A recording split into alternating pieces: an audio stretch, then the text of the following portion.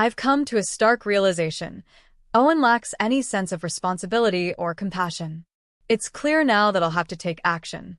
I've decided to stay in this house with my parents, and Owen will need to leave. Ever since we got married, Owen has depended on me for everything.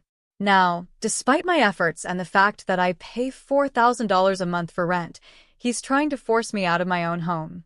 This is my breaking point. For months, I've been contemplating divorce, but Owen's selfishness and cruel remarks have sealed my decision. I told him firmly, I will leave this house. Yes. But for now, you need to go. Quickly. He simply shrugged and replied, Fine. I'll be out tonight and back tomorrow evening. Just make sure you're gone by then. The nerve of him. I asked, Don't you even care to check what I might take with me? His response? Don't touch my equipment. Do whatever you want with the rest of the stuff. His dismissive attitude left me stunned but also resolute. If he's giving me free rein to handle the household items, I might as well use this opportunity wisely. Perhaps it's time Owen experiences the consequences of his behavior. I've already started planning. If needed, I'll hire a removal service to pack up everything I care about. And Owen? He'll finally get a taste of his own medicine. For context, here's a bit about my situation. I'm Erica, and I'm 31 years old, a graduate from a prestigious program, and I work as a researcher at a well-known company. My career is stable, and my income is respectable for my age. With my earnings, I can afford to live in a luxurious apartment that costs $4,000 per month in rent. On paper, my life seems ideal. I have a good job, a nice home, and a family. Owen, my husband, and Sam, our son. To outsiders, it may appear that I have it all. I understand there are people who struggle with basic necessities, who don't have a roof over their heads, or who are elderly and live alone. In many ways, I am fortunate, and I don't take that for granted. However, my life isn't as picture-perfect as it seems. The truth is, the $4,000 rent weighs heavily on our budget. Even with my decent salary, it's a substantial financial strain. What makes it worse is Owen's refusal to contribute meaningfully. If he had a proper job, we wouldn't have to struggle like this. But Owen, at 32 years old, is still chasing a dream of becoming a musician. I once admired his ambition. He was somewhat popular in his early days, performing at various events and live houses. But let's be real, entertaining a few hundred people here and there doesn't pay the bills. His income from part-time jobs is unstable, and his dream of making it big as a musician feels more like a fantasy now. Meanwhile, I'm left shouldering all the responsibility. Instead of working toward a stable future for our family, Owen clings to his dreams, leaving me to deal with the harsh realities of life. He dismisses my concerns as if I'm nagging. When I mention the financial burden, his response is always the same. You sound like an old woman with all your complaining. But I'm not complaining. I'm stating facts. I've been patient, supportive, and understanding, but my patience has run out. I've carried this marriage and our family on my shoulders long enough. Owen's refusal to change has forced me to make a choice. Divorce is no longer a distant thought. It's my way forward. I deserve a life where I'm not constantly worrying about rent or being belittled for speaking the truth. My son Sam and I deserve better. It's time to put my well-being first and let go of a relationship that's only holding me back. In the end, I know this decision is for the best. I'm capable of building a happy, secure life for myself and my child without Owen dragging us down. And if that means starting over, so be it.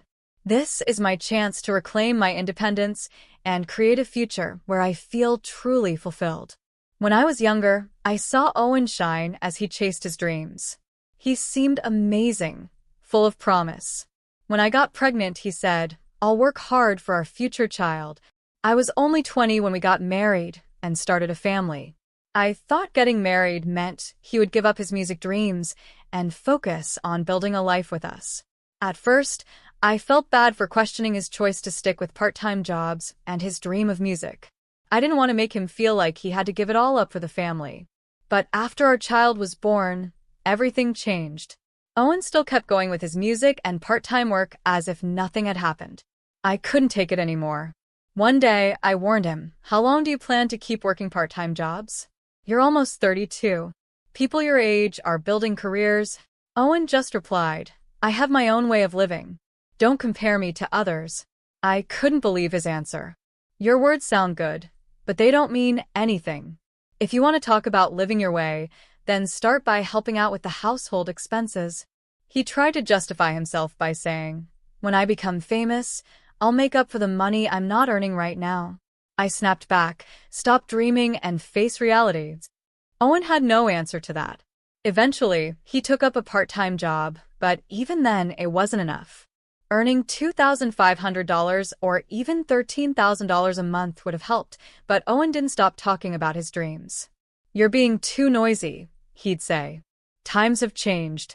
There are lots of ways to succeed without signing with an agency. I'm not just dreaming anymore. It's just that my name isn't well known yet. Companies hold all the power in advertising, but I'm making progress, even if it's slow. I didn't know how to respond. It's all so confusing to me. When will he realize it's all just an illusion? Owen's band already broke up, and the other members have moved on. Some got married, and others found steady jobs. I think Owen should do the same, but he says things like, giving up your dreams is pathetic. I don't see it that way. I think choosing to give up your dreams for the sake of your family is a meaningful and responsible decision. Is that so wrong? When I was pregnant, Owen promised he'd work hard for our child. But now I see what he really meant. He'd keep working hard at his music career. I keep hoping that as our child grows, Owen will finally face reality. Did you buy expensive clothes again? I asked. Looking good is important for my job, he replied. I couldn't believe it. He hasn't made a single dollar from music yet, and here he is talking like he's a star. It's been 11 years since our child was born, and Owen is still working part-time. Now, at almost 32, he spent years chasing his music dreams without any real success or achievements. Instead of earning money, he spends more and more on expensive clothes and music equipment. I wish you'd spend less on those things and contribute a bit to the household, I told him. You can't satisfy hunger with pretense, he snapped back. These things are necessary for me. Because of his attitude, we argue a lot. We try to have these discussions when our child isn't home or moved to another room, but the apartment is small, so he often overhears us if we raise our voices. That's one reason we're considering moving to a bigger place. As our son, Sam, grows, this apartment will only feel more cramped. Hey, Sam's 11 now, and this place is getting too small. Should we move? I asked Owen. Yeah, he said. This was your house originally anyway, right? You lived here alone before we got married. Do you have a problem with that? I asked. It's not a problem, he replied. But I'd like to move to a bigger place, maybe a high-rise condo. That would be cool. And who's going to pay for it? I'll help with the household expenses. You handle the rent, and I'll cover the electricity, gas, and groceries. Please, I really want to live in a high-rise condo. With my salary, moving to a high-rise condo was possible. I was even a little encouraged that Owen offered to help, even in a small way. Maybe this could be the push he needed to understand the value of money and face reality. Okay, I said. I'll look for a place, but since I'm paying the rent, I get to choose where we live. Deal? Deal. As long as it's a high-rise condo, I'm fine with whatever you pick. I hoped this new chapter would bring some positive changes, but things didn't go as planned. A year after moving into the condo, Owen is still chasing his music dreams at 32, and he hasn't kept any of the promises he made when we moved. Hey, the gas bill came, I reminded him. Make sure you pay it before it's debited from my account. I'll give it to you next time, he said casually, once again failing to take responsibility. I don't have the money right now. When is next time? You always say that, but then you never pay. You're always making excuses. Do you really think money isn't important? All you ever do is fuss about money, Owen replied. All I'm asking for is the minimum amount to cover our bills. Why should I have to keep scolding you about this? I said. He promised he would help with the bills, but it feels like those promises never meant anything. Thankfully, I set up direct payments from my own account for important expenses like electricity and gas. If I hadn't, Owen might not have paid them at all. Every now and then, though, Owen does leave some money behind. Once, I found $100 on the living room table while he wasn't home. It wasn't even close to enough, but I thought maybe he was embarrassed to give it to me directly. For a moment, I wondered if this was his way of showing he cared. Maybe he was trying to be considerate? I quickly realized I was wrong. I still hadn't received a share of the electricity bill for the month. I do pay sometimes, don't I? Owen argued. It felt like he only gave small amounts of money to make himself feel better about not contributing. And then there were the lies. One day, he said, I want to take my parents on a trip. Can you lend me some money? How much do you need? I asked. $100 should be enough, he replied. I handed it over. But deep down, I knew he wasn't taking anyone on a trip. Owen has a habit of lying when he wants pocket money. I know this, and he knows I know, but we still go through the motions. He probably uses the money to treat his friends or show off. Meanwhile, the rent for our high-rise condo is $4,000 a month. It's been this way for 5 years, and I've been struggling to cover it. I thought moving here might inspire Owen to take work more seriously, but he keeps letting me down. I can't save any money in this situation. I'd much rather use the money for something meaningful, like our child's future or retirement. I've thought about divorce before, but now I'm starting to think seriously about it. Then Owen said something that made my decision clear. Hey, we have an unused room, right? I was thinking of clearing out the unused room and making it a space for my parents. What do you think? Owen asked. A room for your parents? Are you saying they'd move in with us? Why are you suddenly bringing this up? I asked, surprised. My parents are getting older. We can't just leave them alone, Owen said, trying to sound noble. But I know Owen. He always talks big, but he can't follow through. Who does he think is paying the $4,000 rent for this high-rise condo? I'm also the one covering all the living expenses and our son's education. The idea of being forced to live with my in-laws on top of all this is completely unacceptable. I'm against it, I replied firmly. Don't answer so quickly. Think about it for a while, he said. I have thought about it. My answer is no, I said again. Why are you being so stubborn? What's wrong with taking care of your parents? Are you telling me to abandon mine? You're heartless, he snapped. To someone just listening to this conversation, I might sound selfish, but that's not true. The problem isn't his parents, it's Owen. If his parents move in, I know exactly what will happen. Owen will dump all the responsibility of taking care of them on me. I'm already doing everything for this household. I cannot, and will not take on even more. I will not live with your parents, I said firmly. Owen glared at me. I see how heartless you are. Fine. I'll live here with my parents, so you need to leave, he said angrily. I couldn't believe it. Ever since we got married, Owen has been completely dependent on me. And now, he's trying to kick me out of the house, even though I'm the one paying the $4,000 rent every month. His words made me realize how helpless and irresponsible he truly is. I've been considering divorce for a while, but now I'm sure. His unreasonable demands and selfishness have made my decision clear. Fine. I'll leave the house, I said. Good. Pack your things and get out quickly. I'm going out now, but I'll be back tomorrow evening. Be gone by then, he said coldly. Are you sure you don't want to check what I'm taking with me? I asked. Don't touch my equipment. Do whatever you want with the rest, he replied before leaving the house. Now that Owen was gone, I realized I was free to handle everything in the house. As I stood there thinking, my 15-year-old son, Sam, came out of his room. Mom, I'll help you pack. And I'll go with you too, he said softly, trying to comfort me. It broke my heart. Whenever Owen and I fought, Sam would quietly go to another room to avoid the tension. As a parent, it hurts me deeply that my child feels like he has to tiptoe around these situations. When Sam was younger, he loved playing with his dad and didn't understand what was really happening. But as he grew older, he began to see the truth. Now he supports me in ways no child should have to. Where should we start, Mom? Sam asked. Start with your own things, I said. I have something else to handle. I just want to give him a little shock, I thought as I grabbed my phone and made a call. Hello. I'm sorry for the last-minute request, but could you help us tomorrow? After packing up what we needed, my son and I decided to stay in a business hotel for a while with just the essentials. We would have to find a new place to live soon. That evening, knowing Owen would call, I placed my phone on the table and waited. When it rang, Sam and I looked at each other, and I picked it up. "Hey, what's going on? What are you doing?" Owen shouted on the other end. "What do you mean? What's the problem?" I asked calmly. "All my clothes and equipment are here, but everything else is gone. Where are the tables? The fridge? Did you take them?" "No," I replied. "I called a junk removal service to get rid of everything. By now, it's probably already been burned." "Sam, are you there too?" Owen asked, sounding even more panicked.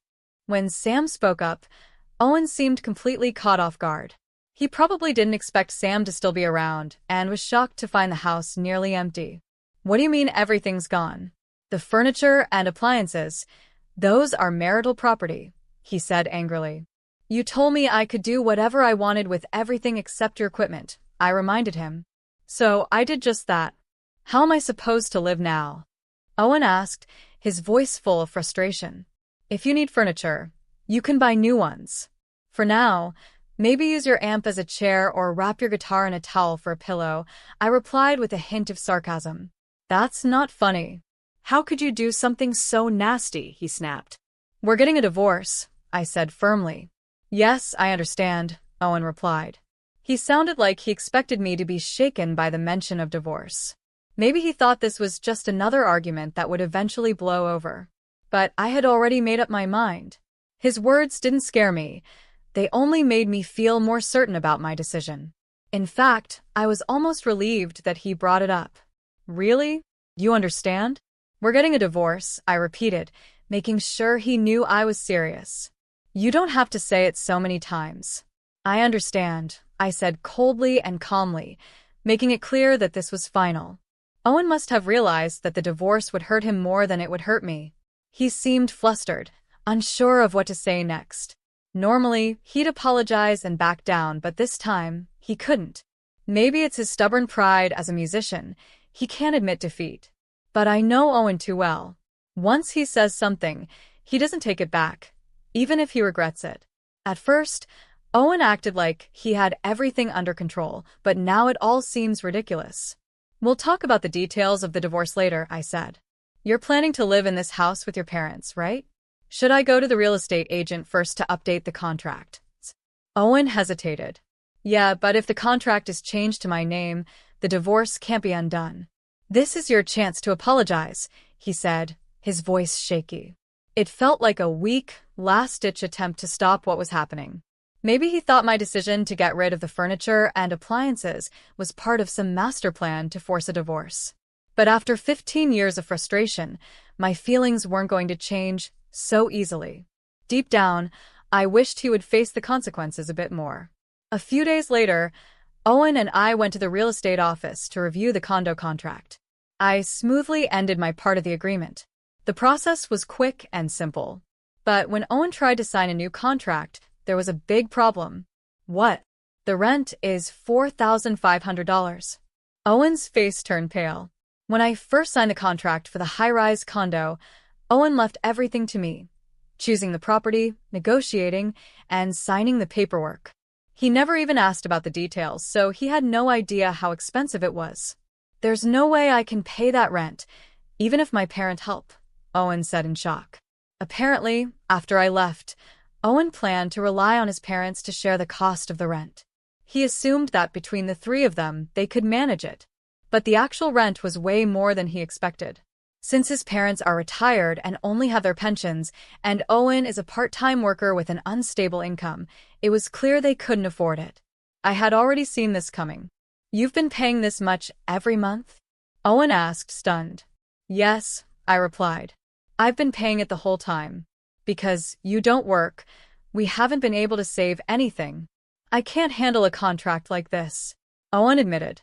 "Don't worry," I said calmly. "I don't think you can handle it either." "What do you mean?" Owen asked, looking confused. He seemed so overwhelmed that he didn't even understand the basic requirements for renting a property. I turned to the real estate agent. "Excuse me, Is it possible for someone with an irregular income of $2,500 per month to qualify for this contract if their parents cover the difference? The agent shook their head. No, that would be very difficult. The applicant needs to have a stable income to qualify. I looked at Owen. See? I told you it wouldn't work. You wouldn't be able to pass the screening. Owen sat there in silence, realizing for the first time just how far out of his depth he was. The real estate agent, hearing our conversation, probably realized we were about to separate. He gave a small, uneasy smile, but didn't say much. So, what do I do now? Owen asked. If you can't sign the contract, you have no choice but to leave, I said. There's no other option since I've already canceled my part of the contract. Owen looked shocked. Wow, you've done something ridiculous again. Owen, who likes to call himself an artist, doesn't have much self-esteem, but he loves to show off. This situation must have been a huge embarrassment for him. With his low income, our pending divorce, and now being outsmarted by me in front of the agent, his face turned red and sweaty like he had just run a marathon in the middle of summer. Ignoring Owen, I continued speaking to the agent. Since the contract can't go through, we'll need to move out right away, correct? I'm sorry for the trouble, but we don't have much left in the house. It's mostly just clothes and music equipment. It shouldn't take long to clean up. Can you guide me on the procedures for moving out? Owen interrupted. You knew I didn't understand the rent or the conditions of the house, and you still went ahead with all of this. What do you mean? I asked if you wanted to review the contract, and you said you'd handle it yourself, I replied.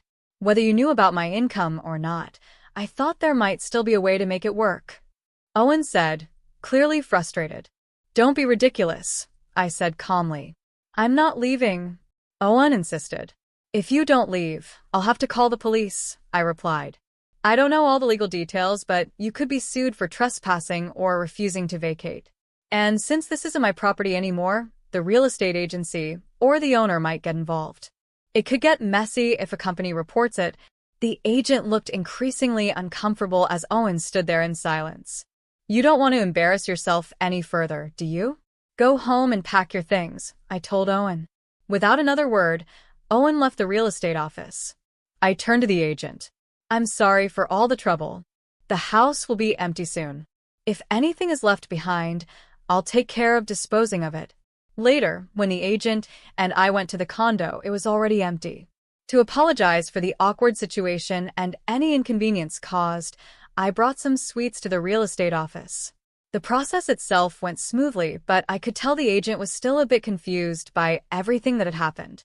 I'm truly sorry about how things turned out, but this situation brought the dreamy musician back to reality. Now, he has no choice but to face the real world. After he left the house, our divorce was officially finalized. Since neither of us had much money, me spending most of mine on rent and him barely earning anything, there was no argument over dividing assets.